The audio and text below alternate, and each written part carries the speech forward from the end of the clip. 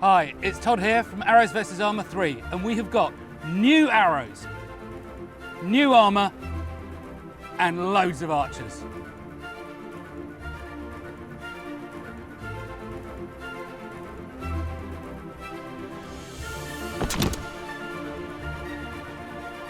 Our previous films looked at military archery in the early 15th century, shooting these short bodkin heads at fully armoured men from around the time of the Battle of Agincourt. But we haven't looked at any later periods or different kinds of armour, like this brigandine here from 1450, so around the time of the Wars of the Roses. And there's lots of evidence of these steel barbed heads. The other thing, of course, is that archers, they didn't shoot singly, they shot in groups. So we are going to look at all of these things today.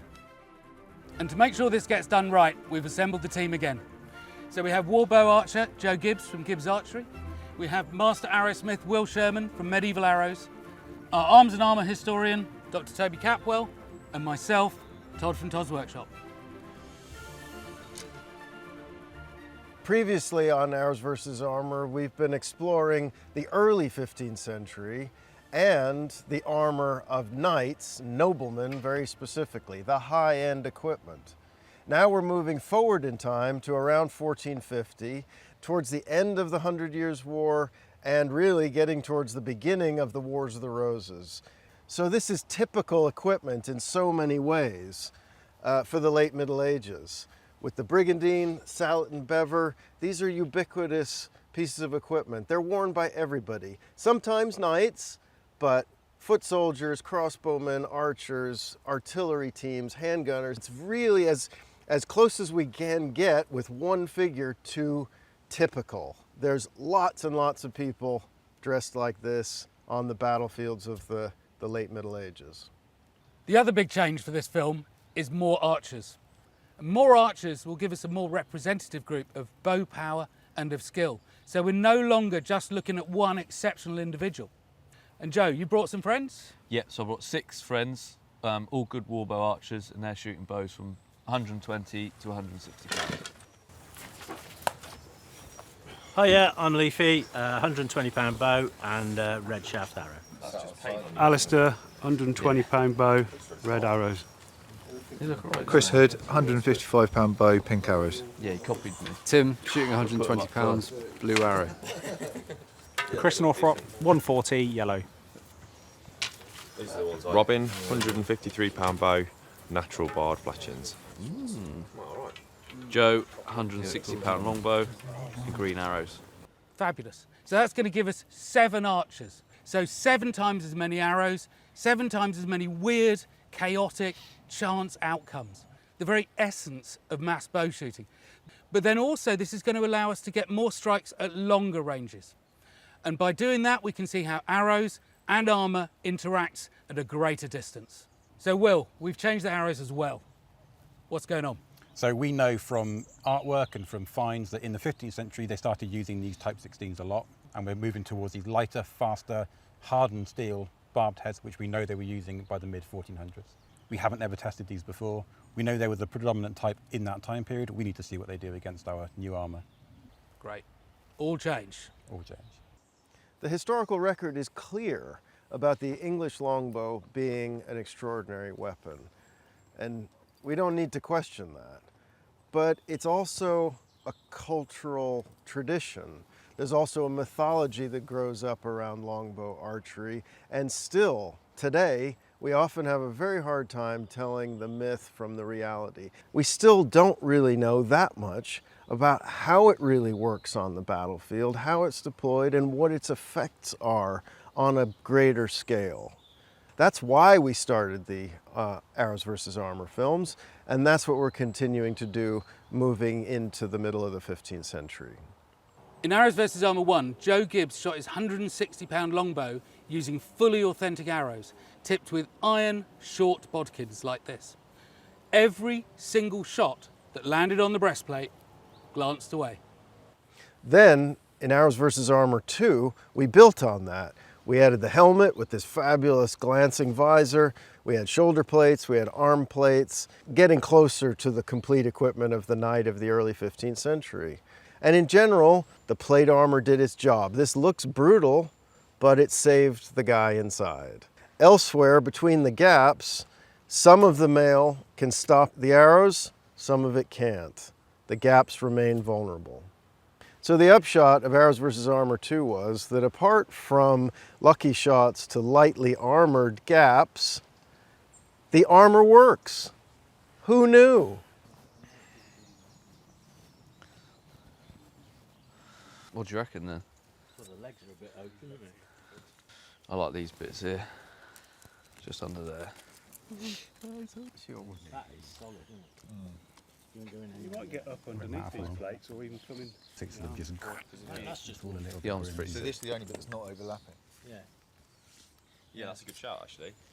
Like straight on hitting that. Look at these feet. Just down there. Yeah. All this is just exposed, isn't it? If you can catch an arrow. Yeah, I reckon that's going to lead them in. So our target represents an armored infantryman. We've got 7 longbowmen shooting at him. Now we have to decide what arrowheads we're using. So we're changing the arrow almost completely, this end anyway. We went previously from a Type 9, which is a bodkin, which is made of iron and it's quite big, and we've changed that to one of these, which is a Type 16. We've got one of these on a military arrow from the 1430s probably, the Westminster Abbey arrow. I mean, you can see the difference here. We're not talking about a long, heavy iron head. It's a very short, very compact warhead. And most importantly, these have an iron socket still, as before, but now we've replaced the big, heavy lump of iron on the top with a very small, very light, hardenable steel cutting edge. That can be very sharp, it can be very hard. That will behave in a completely different way, we think, to the armour that we're going to be shooting it at. And it's a lot lighter. Yeah, so in the first 2 films, we were looking at ash arrows, and they were the same size dimensionally, but they came in at about 80 grams. These ones are about 50 grams. They're going to move out of the bow a lot quicker. That again will change how it interacts with the armour. On the other end of the arrow is exactly the same as before. We've got tapered cow horn inserts. We've got glue made from beeswax, kidney fat, copper for the colour. We think that was an insecticide or a pesticide. The feathers are bound in with silk. Everything here is the same. What's really important is the light weight of the arrows and these hardenable steel tips. In the earlier films, we had already been puzzling over this whole business of steeled heads. Yep. And we were looking at the short bodkins and thinking, what do they mean? Does that mean they're putting a steel point on it? Or case Is it hardening, case yeah. hardened? What's going on there? You can do all of those things, but when you're making millions of them, there has to be a quicker, easier way to do it. And by the 1400s, I think steel was about 5 times the price of iron. You don't want a lot of it. You can't make the whole head out of steel. That's too expensive. So instead you make very, very tiny pieces of steel to go over the edge.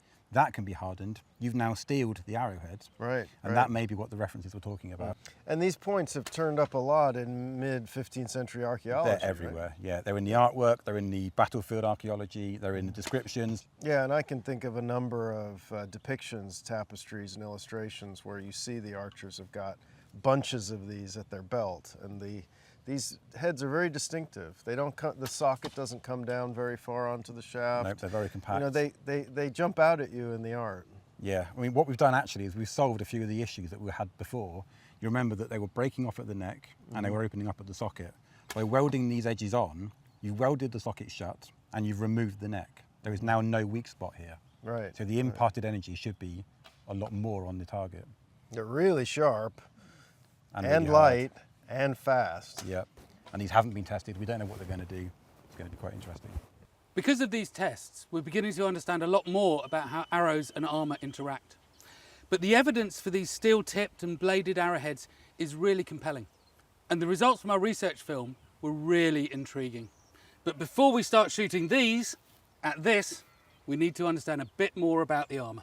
All right, well, we want to represent a fairly typical medieval armored infantryman of about 1450. We've looked at knights and high-end armor. We want to look at what's more typical for more of the army, the common soldiers.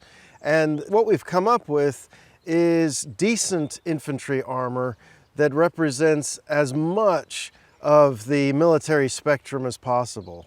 So you might have an armored infantryman like this who's got a staff weapon or a spear or whatever, but equally they might be swordsmen, they might be crossbowmen, archers, artillerymen, handgunners, and men-at-arms too. This is like kind of universal equipment in the middle of the 15th century. So all fairly similar to this, basically. Yeah, it's typical. Yeah. And it's encompassing as wide a spectrum as possible, so the results that we get have the widest possible relevance. The basic body underneath is all modeled in archery foam. Legs, torso, arms, everything. And what we've discovered about archery foam is it works for retaining arrows almost exactly like ballistic gel does. So if you compare ballistic gel to archery foam with an arrow, basically the same thing. Okay, and then we just have to dress that body as the typical mid-15th century infantryman would be. With a little bit of movement, I would Yep, say. yep. So he's on a wheeled skate. He's deliberately not been hard fixed. That's why he moves around. That's very important for when you're striking with an arrow. Great. So let's just talk about what it is. Noticeably, he's not got armor on his legs. Yeah. That's actually really common. You can see images of guys who have good armor on their top half, fairly complete armor above the waist, and then no leg armor. For infantry service, if there's something you've got to ditch for mobility or comfort, the leg armor is the first thing that seems to often go. So this is actually really typical, even though it seems, pretty exposed. But it's always a balance between protection and mobility. And he's got to be wearing all the layers that a real soldier would be wearing, whether or not we think they will stop arrows or not. So the basic undergarments are the woolen hosen on his legs. He's then got just an ordinary linen shirt under there, and then the arming doublet made by Chrissy Carney here in the UK. That gives you a bit of padding, a bit of a protective layer, but it's mainly a foundation garment for the rest of the armor. Over the arming doublet, we then wear a full mail coat or haubergeon, long-sleeved, coming down below the groin. That's also really typical in this period. It's a good idea. It's not going to stop arrows by itself, but it stops laceration, fragmentation, all kinds of randomness on the battlefield, and just taking care of the gaps. Having a covering of that fabulous metal fabric is never a bad thing. And this mail shirt is 8mm round links with flat link solids. Yep. He's also got a mail collar. The collar itself is a much denser weave than the rest of the mail. Made for us here by Phil Parks, great English mail maker. It's a 6-in-1 weave rather than 4-in-1, so it's tight, it's dense. If anything gets through the plate armor, that will, I think, stop arrows. But you can't make all of your mail out of that because it's so heavy, so you put it in key areas.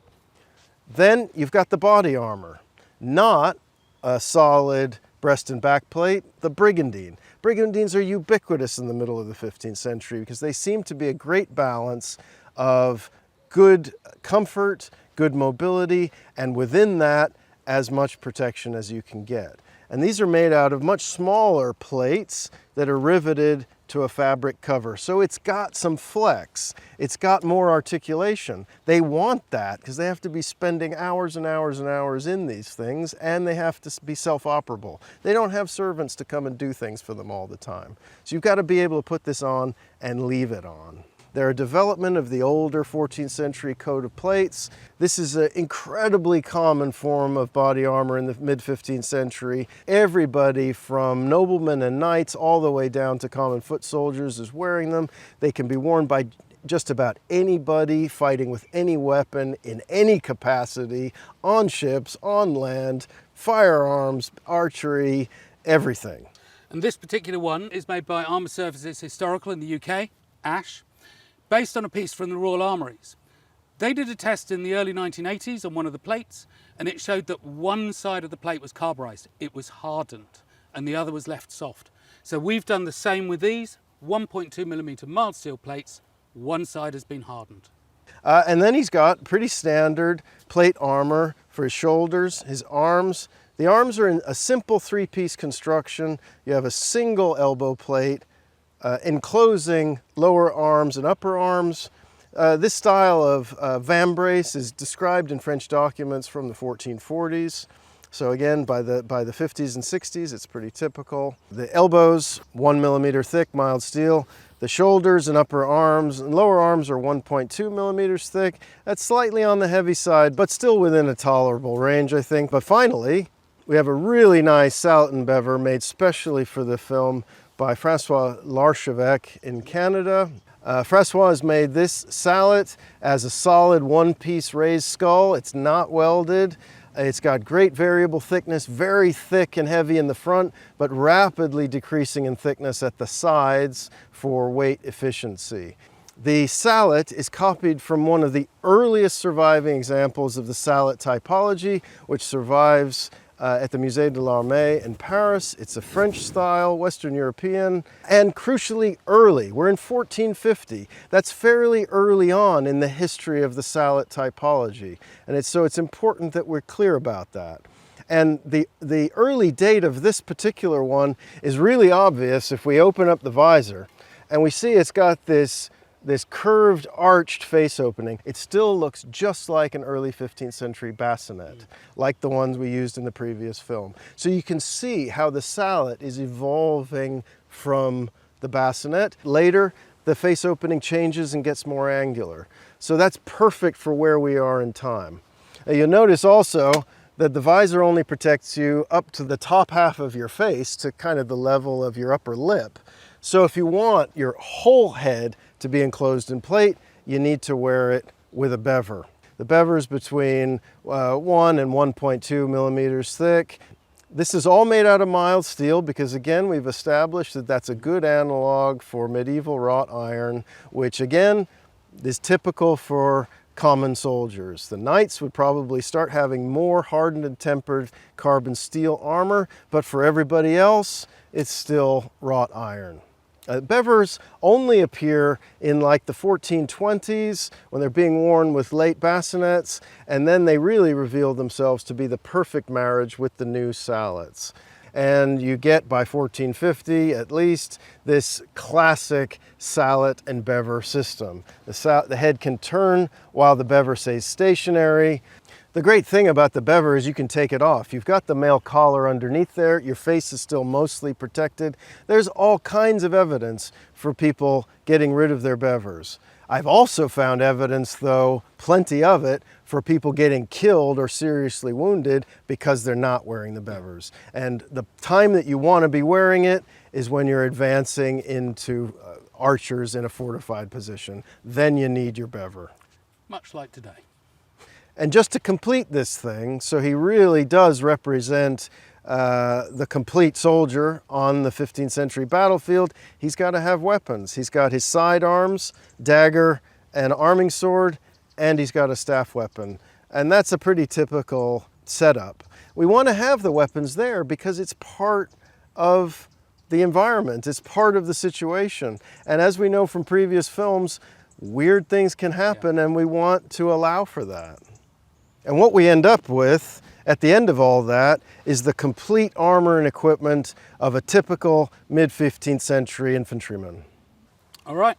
Well, Toby, thank you very much. We found out about the armor, we found out about the arrows, and now we need to set our man up, get our archers ready, and find out what happens when they shoot him.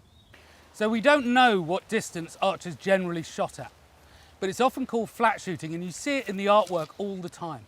The distance is as close as you can get safely, because that's where your arrow has got the maximum power. We've set our man out at 60 meters. Now that's a hard target, but we'd love to see what happens when these arrows strike on it. But don't forget, if they miss our soldier, well, he's got people behind him and beside him. So we've got our archers ready with their heavy military bows, type 16 heads. Archers, shoot.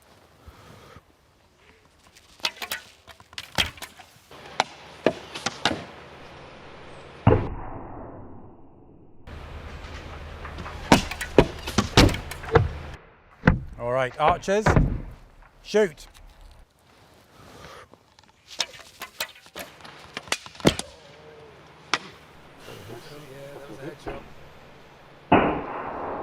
So bounce though. Yeah. Yes.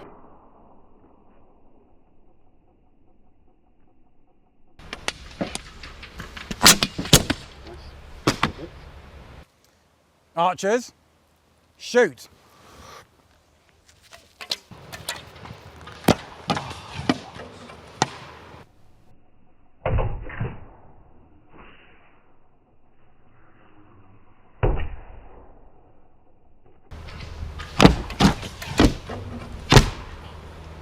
Need to go again, don't we? Archers, shoot.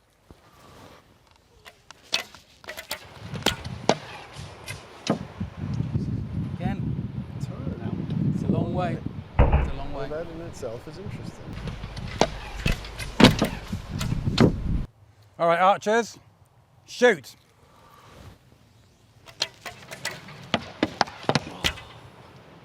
Oh! That was something there. There's something Yeah, on got a the hit end there. there. Yep.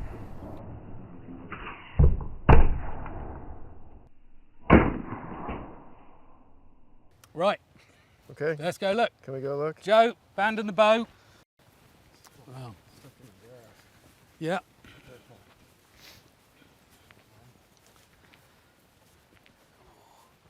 Right, what have we got? So where was that headshot? Right, ah. Oh. So we had 3 strikes on our man at 60 metres. The most obvious one, first of all, just on the side of the visor. We've got one going through the mail there, One here. Into the and then brig. one just under his arm on the brig. So the first thing, Will, I've got to say is come and have a look at this. Okay. That Oh is wow. tasty. Yeah. Ah, So that's done exactly what the Type 9 bodkins weren't doing.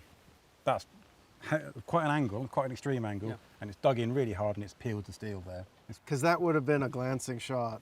Yes. The With, bodkin it- would have with gone the straight off, bodkins, they yeah. would have just glanced off, but that's bit, you can see it biting and pulling metal off. So I mean, to make that clear, when you say about the old Type 9 bodkins with the glancing shot, Yeah, it would have been a mark, a stain on the surface. It would have been Yeah. nothing else, If that, possibly a yeah. dent. yeah. And how thick is that visor at that point? It's at least 3 millimeters thick there, and it's cut quite deeply into it, whereas the Type 9 bodkin would have just Gone bounced straight off. Yeah. It would have left barely a mark, the Type 9s. We've seen it before. Yeah.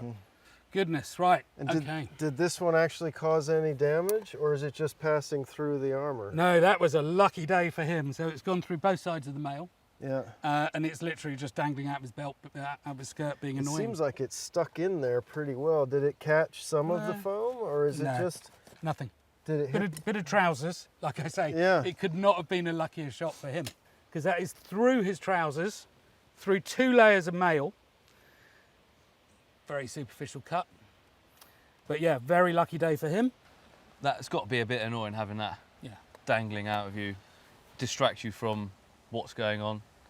I mean, you can snap it off, but you've got to yeah. stop what you're doing Exactly, and focus yeah. on that. What a chance for grandstanding. Break that off, pull it out the back, throw it down, carry on. Yeah, yeah. Look Brilliant. Cool. Look cool, wouldn't it? What a pub story. Yeah, that's true. So what's really evident here from this arrow is even at 60 metres, it's gone through 2 layers of mail. Yeah. So that is significant. Mail's not going to protect you from that. And then we have our first strike on the brig, first strike of the day at 60 metres. Yep. And then we have just under here a little pierced hole on a brigandine plate. So it's deformed and dented the plate. It's got some little turnbacks coming Yep. through, but nothing close to injuring him. It might have stung a little bit, but it's not hurt him. It's not hurt him because also he's even got the mail between him and the little turnback bit, so it's not even an annoyance. Right, right. So, Another good reason to have the male behind there. indeed. So actually, he's got away scot-free. But maybe shortening that distance will make a massive difference to how they affect the brig. Yeah, Because that arrow that made that dent just bounced out. it did. It didn't Yeah. stick. Didn't hurt him at all. Might have smarted a bit. That's it. And then, well, we come to our misses on him. Because, of course, he's part of a big army, a body of men. It's interesting that that headshot is happening in exactly the same place as this headshot. They're Yeah. both over the right eye. So he probably would have been all right if he's got one of these. Yeah. I'm not seeing that many injuries. I mean, it looks like he got shot in the foot. Yeah. That might be enough to stop him from walking around, but there's actually not a lot. Is that How- is that a foot shot there as well? A pass through the foot? I see, yeah. gone So straight both through, yeah. feet. This poor unfortunate man has lost both feet because he's got another one here. So he's got trouble walking. But beyond that, our 4 men here are basically unscathed. After what, 35 arrows, unscathed. Yep. What can we conclude from this, really? The armour is working well from the limited sample set we've got at 60 metres. So our guy's looking pretty safe at 60 metres. Let's bring this into 40 and see how we can tighten up that grouping and see what happens to him. Right, 40 metres. Yeah, let's do it.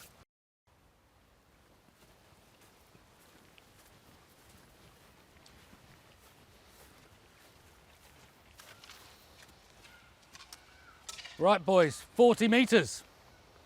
So we've seen from previous films and from today's film that actually you hit an arrow on a primary defence and the guy will basically be all right. You hit that arrow on a secondary defence and the guy is likely to be injured, like we saw with the male there. He got away with a scratch, but it might not have just been a scratch. So guys, we saw what happened at 60 metres. Let's see what happens at 40.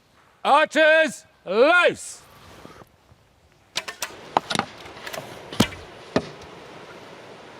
Nice.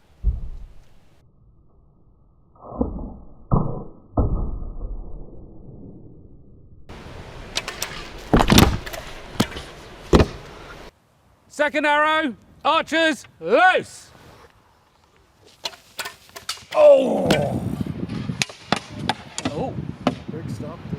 Yeah, but uncomfortable. There was some, did you see the one to the helmet as well?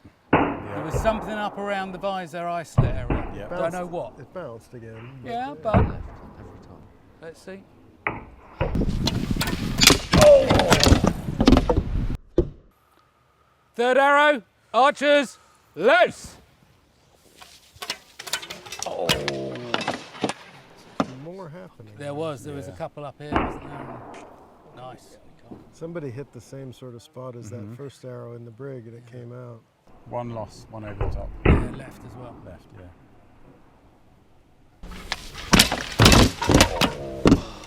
Fourth arrow, archers, loose! Oh! Is that stuck in? that? Is that you? Yeah. Is that stuck in? I can't see It it. is stuck in. Yeah, it didn't come out, so.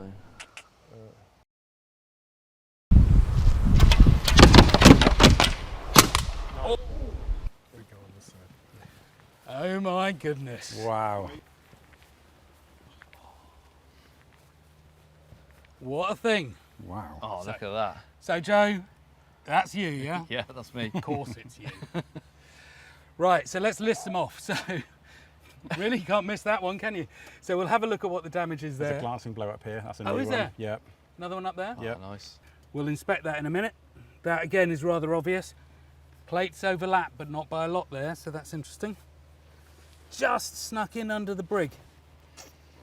Straight into the hip. Oh, all right, yeah. And that one again, bad day for his left leg. And he took an arrow to the knee. Only took an arrow to the knee, of course And it did. it's gone straight through. Right. Well, Joe, can talk about your shot there? Yeah, This is Did that hurt him? Did it go through the mail as well? look.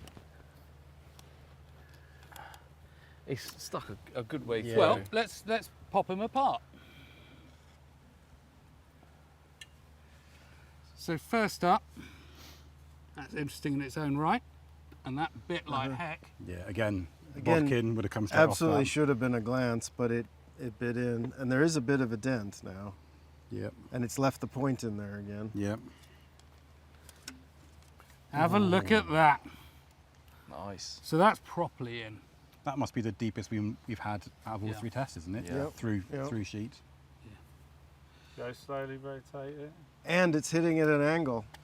Yep. Yeah, yes. It's not straight on. No, that's It's showing the hardened steel head in action there. pretty much 45-degree angle. Yeah. Yep. And I think we'd all agree that the old Type 9s would likely have just No skated chance. off that. Yeah, no chance. So I can't say for sure, but it looks about 1.5 millimetres on here. And that performed about the same as our flat plate test, in Yeah. fact. We're seeing a bit of denting here now, but very little, really. I think Compared to again the- that's a significant clue to what's going on. Yeah. The energy's being used by cutting rather than Yeah. hitting. Yeah. I mean, that shot as a singular piece is a distinct advantage over the 9s. Yep. Yep. Yeah. Is the point still sharp?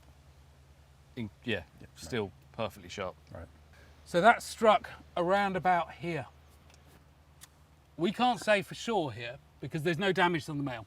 That's what we've got to say first up. Yeah. That has not damaged the male because you've got a bit of a gap even though that's sticking through and the male will deflect. However, I have done tests on sort of mannequins with throat protection before. And what I can say is that 110, 120 dual punch here, which is where he received it, the male's going to move in and that is going to be deeply uncomfortable Right. or possibly worse. So actually, although that hasn't skewered him, that has very much inconvenienced him. It also is reminding us about the virtues of armor constructed of layered materials. It shows that that male still has a really important job to do. Yes, the first issue is your functionality on the battlefield in the moment, but also there's the issue of longer term survivability. He might be out for now with a concussive throat injury, with the male being pushed into him like that, but he'd probably survive that. And that again makes the armor worth wearing. It's pretty deep. I mean, that's the most penetration we've gotten so far with these heads. Yeah. That's a real nice. Of course, Joe, a fabulous shot. Thank obviously. What's we happening take here? this one out? Yeah. It's hit the strap. Yeah, it hasn't done an awful lot. No, Is it overlapping here? just a little bit. We've cut through the leather strap and we've gone into, we can't really see what's going on there yet, can we? Have to take it apart and have a look. But again, he's not been penetrated at that point. No, with that one. it was what? 10 There it millimetres, is, 12 yeah, millimetres, not going any further than that, half an yeah. inch. Up to there, yeah. It's Yeah. not done So anything. it's done nothing. Uncomfortable? Nothing. And you've got the male there and you've got the arming doublet. Yep. He's fine. He's fine with that one. So the body armor does its job successfully. Yep. That's important to stress because going from a solid heavy breastplate to the brigandine, very easy for everybody to say, oh, it'll go straight through the brigandine. So far, it hasn't. Okay. That one, well, it's clean through the male again and well into the leg. Again, just to say, the archery foam seems to have the same resistance as ballistic gel, pretty much. And then that one, single layer of male. Again, that's gone through the fleshy part here, no bones or anything. That one, that's nasty. And then the obvious one, it's gone straight through the other side, isn't it? Again, yep, skewered his kneecap. But Lovely. he's not going to carry on walking towards you, is he? Let's look at the guys behind as well, because we've got 2 more leg shots, we've got some groin shots. You know, so we've taken out, between that volley of 28 arrows, 3 guys in this front line here. Yeah. Is that another one there that we've missed? Yep. That's gone quite deep, isn't it, that one there? It's still bounced out though. The brig's done its job again, hasn't it? Yeah, and that's an important point. We have to keep the scores here. That means that the brigandine up to now has successfully stopped 3 shots. Yeah. So again, no injury off that, we're happy with that. Right. But will it at 20 metres? That's the question, isn't it? Because we'll get a lot more strikes on then. A lot more strikes and obviously a bit more power. So But it's worked well. So far, it has worked well. That is undeniable. Kept him alive, isn't it? Yep. Yep. Brilliant. In which case, 20 metres. let's do it. I want to see this. Yeah, so do I. Well, 20 metres. There we go. All right, so far, the core armor has done really well. And this is new territory for us, let's not forget. The brigandine, it would be easy to underestimate its properties. We've gotten used to shooting at 3mm thick solid breastplates, and yet, so far, it's protected its user against all of those potentially catastrophic injuries. The Sallet and Bever is a technology that's only less than a generation old at this point in 1450, and it's performing pretty well also. There's a dramatic hit to the throat, but that's not resulted in a catastrophic injury either. However, that's at 60 and 40 meters. We're now moving even closer to 20.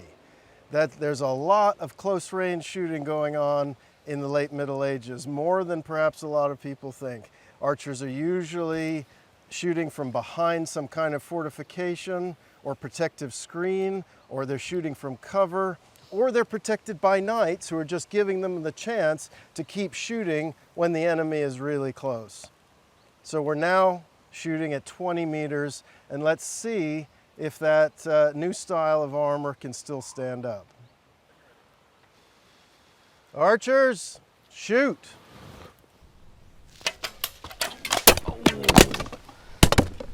Thank you very much.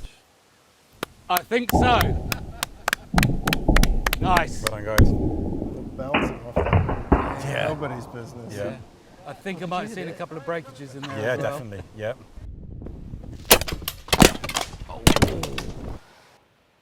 Archers, shoot.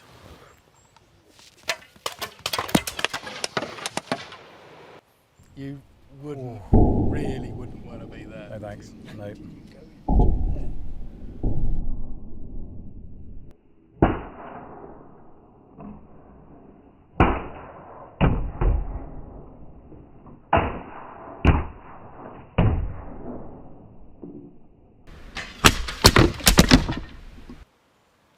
Okay, third round at 20 meters.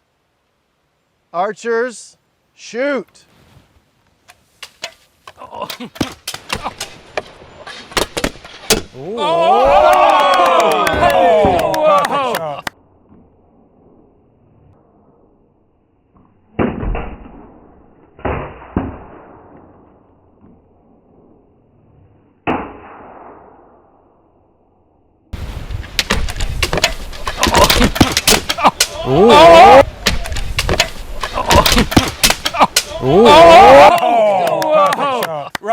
Right, let's go and check that out.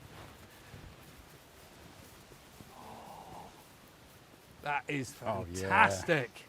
Oh, look at that. Well, I think we've got to talk about the most obvious one, haven't we? First of all, thank you for missing the GoPro. But straight in. Straight in. It's sitting right on the, maybe it hit him in the side of the head here. Yeah, all right, okay. He might have had a lucky escape. It's going to disturb him. Well, sure, but.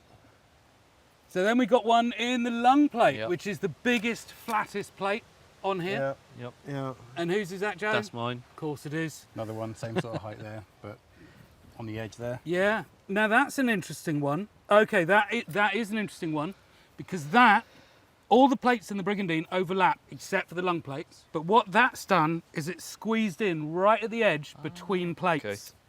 Fantastic. There's one skewered my sword there, another one in the hip, another one in the other hip.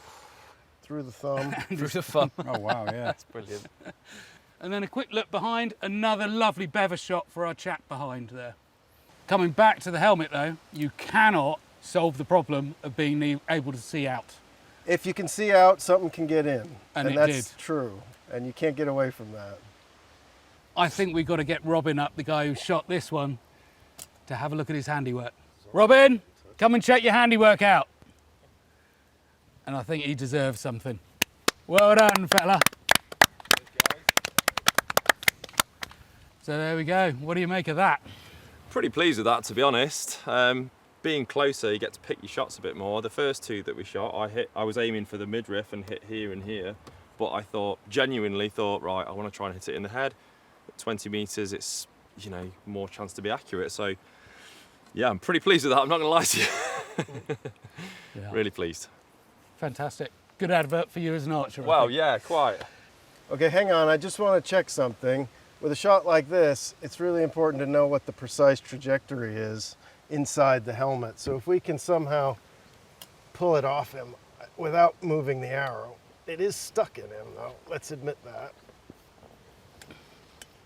Yeah, it's in the foam. All right, so it's still in the same place. The arrow hasn't moved. It's sitting quite on the side there. If we can I just stick this on my head for a second, see if I can. Feel free. No, that's gone through his head. Wow. Yeah. That's come in on the side of his eye and it's heading inwards. So it's probably hit him right on the outside of the eye and then carried on to the back of the eye and probably a little bit past that as well. So I was thinking it might have missed him and it might be sitting right on the side of his skull, because you do get accounts of things like that happening, even with heavy cavalry lances. The lance head goes through the sight, but it doesn't hurt the guy inside. This is where angle becomes really, really important. But I think that's a kill. Wow. Sure, I'm disappointed, but congratulations. There's another one. That one's new. That's another hit to the lung plate that bounced out. This is new, right? That's another Yep. one that's bounced out. You got There's anything one on yours? here. That's Nah. another one that's bounced out, hitting close to the rivets. I think we need to be really clear about how deep these have gone and what they've actually done to the wearer. True. And let's remember, these lung plates are quite light as well. These lung plates are only 1.2. Yeah. You can easily make a lung plate out of 2 millimeters. It enhances your core protection and doesn't increase the weight appreciably. So we have to kind of allow for thicker lung plates in our thinking. And still, I mean, is that taking him out of the game? No, today? I would say that is a possible broken rib, Uh-huh. but it's probably not anything more than a 5 millimeter quarter-inch penetration into his chest. Yeah. And I mean, let's keep track of the Brigandine score again. 1, 2, 3, 4. You know, there's another one there through the belt. 5. Yeah, good I spot. mean, the Brigandine's now been hit a fair amount at close range, and it's still doing its job. Yep. It is. So Toby, I think they're very good points. The lung plates could have been thicker. He is wearing mail under here, but there is a penetration. So something has probably happened to him, and we need to open up, have a look, and see what that is. Yeah, it looks bad. I admit it, but I'm not sure it's as bad inside as it looks outside. And I would tend to agree. But nonetheless, we're here to find out. So let's investigate. Right, so let's open him up. Yeah. Have a look. Let's see what's going on inside.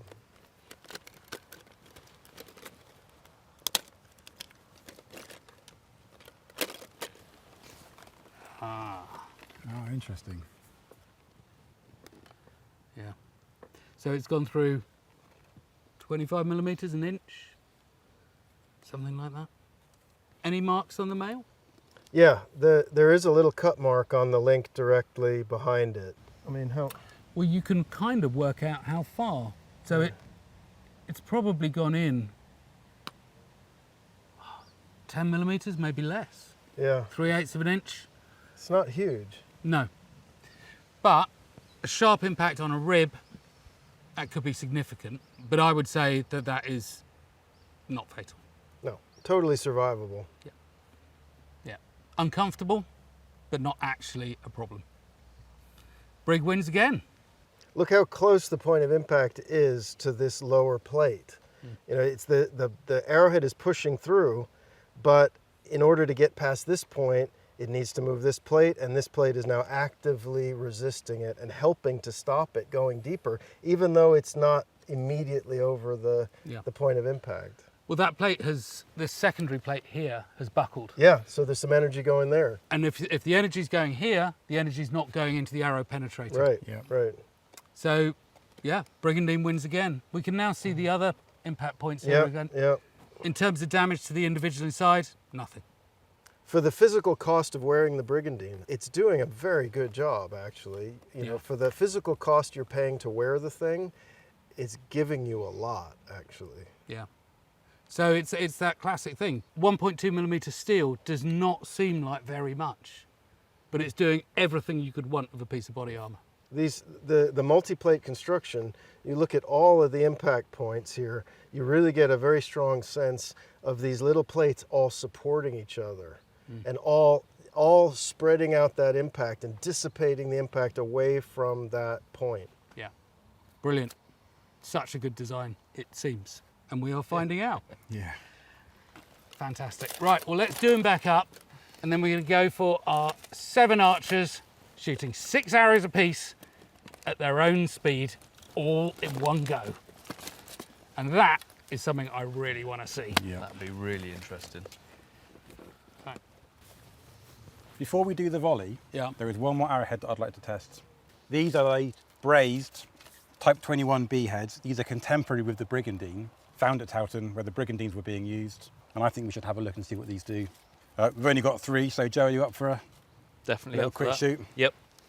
So these are hardened steel points and edges again? Same as the Type 16, but they're brazed rather than welded, and they're wider, flatter. It's a slightly different head design. Okay. Let's see what they were doing. Okay. All right, Joe, when you're ready, let's see what they do. Okay.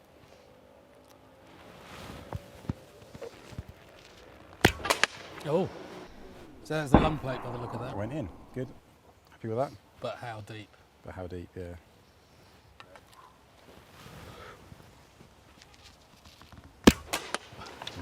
Ah, There's a that failure. head broke off. That's a failure.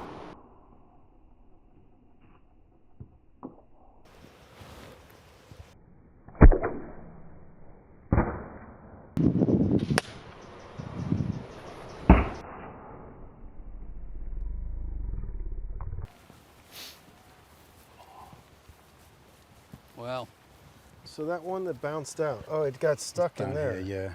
And it Oh, wow, broke the head's off. still in, yeah. Stuck in there. There you go. what's And that? broke off. Oh, nice. The penetration is not really Much different. that significant. It looks scary, but on the inside he's all right. Yeah. yes. But again, it's in mass volume and large volume shooting, you're counting on, you know, those lucky shots in the secondary areas. Yeah. And if That's they're what it's perfor- all about. Yeah. Roughly the same as a Type 16. And we can assume they are looking at this, but they're faster and easier to make. Yeah, You've kind of achieved what your Yeah. goal was, haven't you? yeah, yeah. You're reaching the same end goal, quicker, cheaper, easier. And again, it comes back to the primary defences really are working. Yep. None of these arrows, Type 9, 16, 21, going to do anything to the main defences. That's what it looks like. Not usually. But let Strike on a weaker area, things are more interesting. We've seen them Yeah. go through Mayo. We've seen them go through Gambeson, haven't we? But I think that's really worth stressing again. The plates here are a lot thinner than, you know, the solid breastplates. Yeah. But they're still working Yeah. because it works in a different way Yeah. to Very true. to disperse that impact, have these little plates supporting each other. You know, it does just as good a job really in a different way Yeah. at a lower cost, and yet it does the same job. It's doing the same as the arrows. The Brigandine is cheaper and quicker and easier to make. So with the arrowheads. And they're still doing the same job. As the archer, they shoot the same. There's no difference. I can't tell any difference from the bow end. So And I mean, from someone studying the aristocratic ends of things, one thing that you see all the way through the middle and late 15th century is even the highest ranking knights and noblemen very frequently are wearing brigandines too. Right. They're feeling comfortable to put away their heavy cuirasses and just go in brigandines very frequently. And, you know, the proof of their worth is there. Yep, there it is. Fantastic. Right. Right. Now, Will, are we allowed to do Oh, all the right. mass Okay. shooting? Let's pump him full of arrows. let's yeah. do it, Right. shall we? Yeah. Okay, so we've reached our final round of experiments for the day. And we know quite a lot now about what individual shooting does to our test subject. But another really important aspect of understanding how English war archery actually worked in the 15th century is, and since we're set up to do it, we need to talk about how the archers shoot as a group. And we need to see that happening. And that is where we run up against one of the most prevailing myths as opposed to the realities. There's a hard break here between myth and reality because everybody believes, we've seen it in all the movies, that English archers shoot in volleys. They're told to knock, and then they're told to draw, and they're supposed to sit here with their 150, 160 pound bows for some obvious or not obvious reason, and then someone tells them to let go. Doesn't make any sense. It doesn't work. In a film, it's very dramatic and it builds tension, but it makes precisely no sense at all in the real world. The fact is, volley shooting was never a factor in war archery in Europe. It's invented later to make the best use of early firearms, which are slow to reload, and they're inaccurate.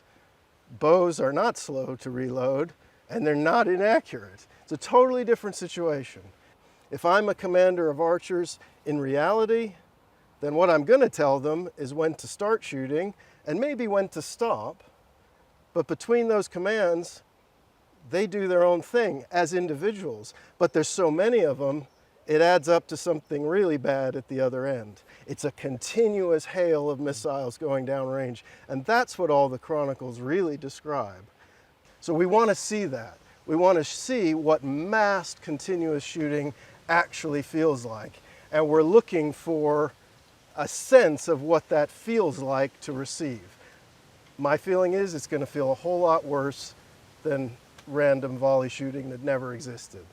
But it's one thing to say that, it's a totally different thing to actually see it. I want to see what that continuous shooting really looks like. So I think for the final test, that's what we should do. Each of our archers has got 6 arrows. They're all going to shoot at the same time as they really would in battle, and we'll see what that feels like at the other end. All right. Archers, shoot!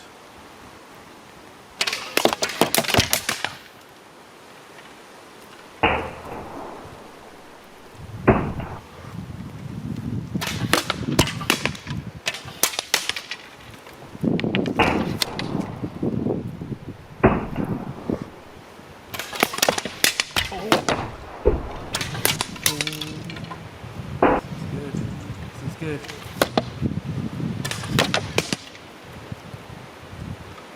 They're actually synchronising quite. Oh! They're actually synchronising quite well. Oh, now we're breaking.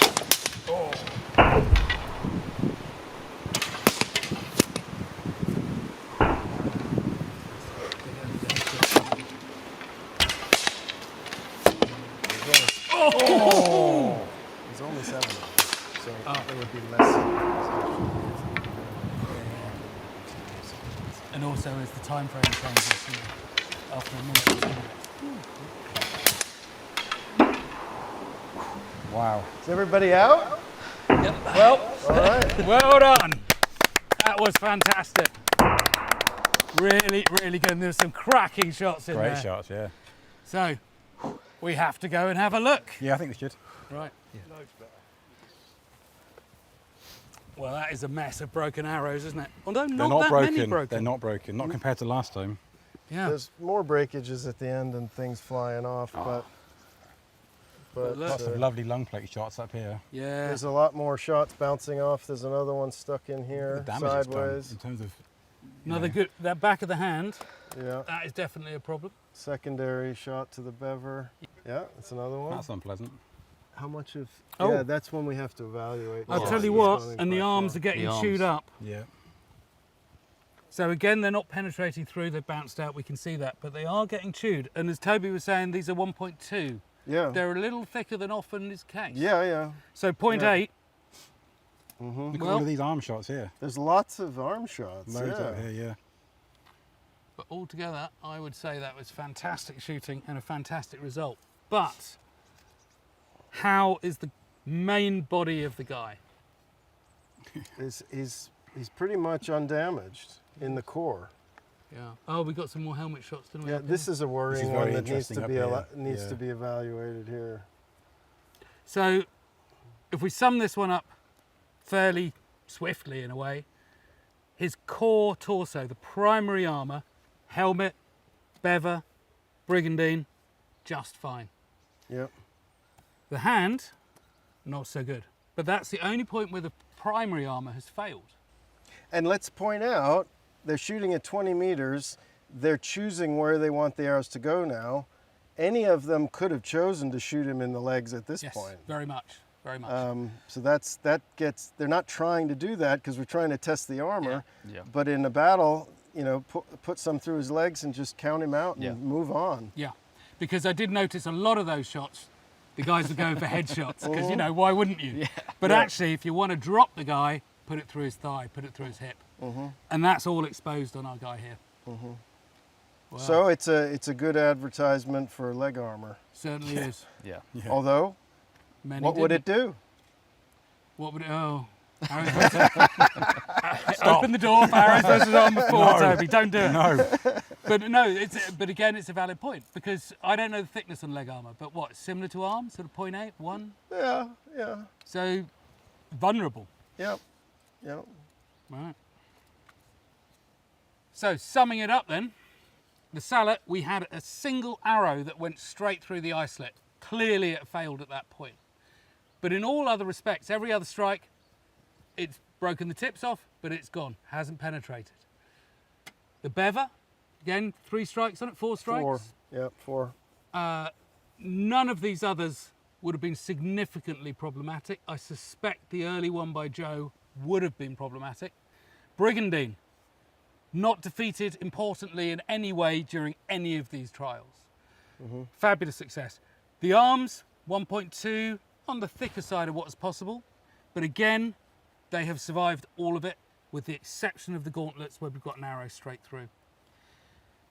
Where it comes onto the mail, either 1 or 2 sides of the mail are penetrated by the arrows at any of the distances. So again, but as a secondary defence, perhaps you'd expect that. And of course we come to the legs. They've chosen to not wear armour on the legs, and it was a bad choice. Because again and again, you can get strikes either on the guys behind or this fellow here that is going to injure him severely. So basically, primary armour, with the exception of one arrow, and you're always going to get those freak shots, works. Secondary armour works against other things, and it helps, as Toby keeps saying, but it doesn't solve the problems. No armour, obviously you're in a world of hurt.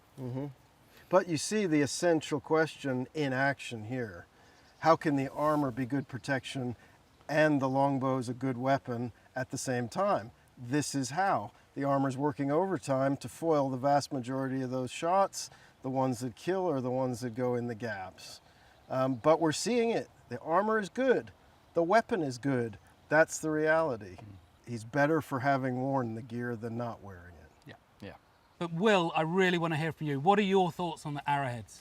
There's a lot going on, isn't there, that we need to kind of discuss really, but when you look at the arrowheads on the floor here, they're almost all in one piece. Yeah. We've seen bodkins break and bend and fail at the neck and the point. These aren't doing any of that. They're imparting all of their energy. We saw that early on, but when you look at all of these holes in here, we're really seeing it for real with a mass amount of archers. The hardened steel is obviously cutting. The glancing blows now no longer exist. They're biting at all kinds of crazy angles. These ones here, for example, and the helmets are good examples. So we're losing the lossing energy. We're losing the loss in actual arrowheads themselves. They're surviving better. And I think really we're looking at what they probably were using, because this, against the armour where it's weaker, they're going straight through and doing what they're meant to be doing. They're not failing in unusual ways. Well, I think by biting hard into the steel as well, they are allowing the possibility of penetration. Yep. Whereas the Type 9s, which were glancing off, you've lost any possibility of penetration at that point. Yeah. So they might not get it every time, but they're hanging out in the right ballpark more of the time. Yeah. So I think really now we're starting to look at what the English armies were probably using. We're seeing all come together. It all makes sense. They're cheap, they're quick, they're easy, and they work really, really well. They work really well. So the Type 9s and the Type 16s appear to be doing roughly the same job when it comes to mail and textile armour. This guy here, the primary defence, there's really no killing blows that we can speak of other than the lucky shot through the eye. What we're seeing though is a head that's easier to make, cheaper and quicker, works as well as an arrowhead that's harder to make, takes longer, requires more material. So these hardened steel edges are doing everything that they need to be doing. The arrows are lighter, but they're still doing the same thing as this big, heavy, harder to shoot arrow. And I think that's what we need to be taking away from this. Well, I'd like to add to that and say, firstly, simply put, they're lighter, that will travel further. Yep. That always has to be an advantage in some situations. Yep. But the other thing, I think, this is a limited amount of sample shots that we've had landing. And what is clear to me is that those hardened arrowheads bite better. They bite harder. They're biting on surfaces that the Type 9s would skid off. Yep. And so it's not to say that they have gone through in all these occasions. Many occasions they haven't. But they're putting themselves in a position that they might go through. Yep. And the Type 9s were not doing that. And so given the right circumstances, the floors of material, the thinner materials, those 16s might pierce through in a way that the 9s would just glance away. And I think that is a massively important point. Yeah. Toby? Yeah, for me, it's really all about the brigandine. You know, we'd gotten very used to shooting at these big, thick, heavy, solid breastplates in our previous work. We're moving to a totally different form of body armor that works in a very different way. It's lighter, it's got these thin plates, it's articulated, it's got the fabric, which is going to catch the arrows. You could be forgiven for thinking this is not going to work as well. And yet, it's turned everything. There's no fatal wound through the brigandine. So yes, he's been hurt, he's been shot in the arm, he's been shot in the leg.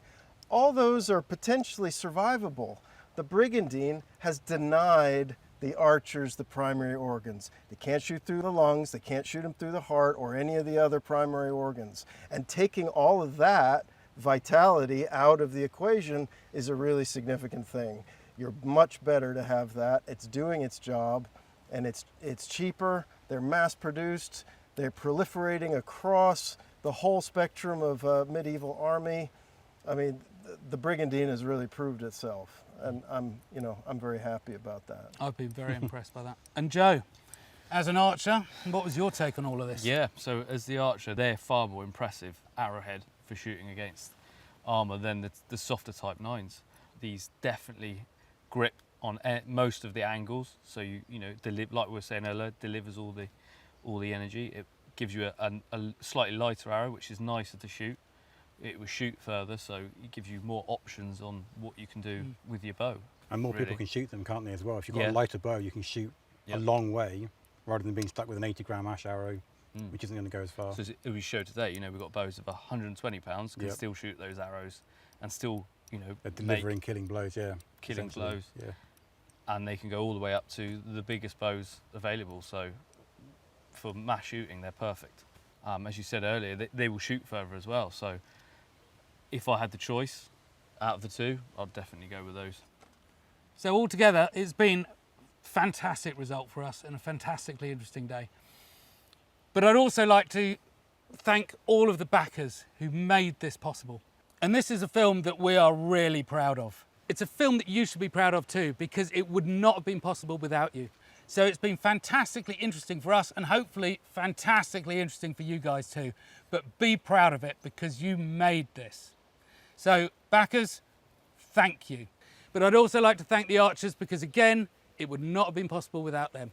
So to all of you, backers and archers out there, thank you very much on behalf of Arrows vs Armour 3. So that's it. It's a goodbye. But before we go, we're going to call the archers in to come and have a look at their handiwork. So guys, come on down.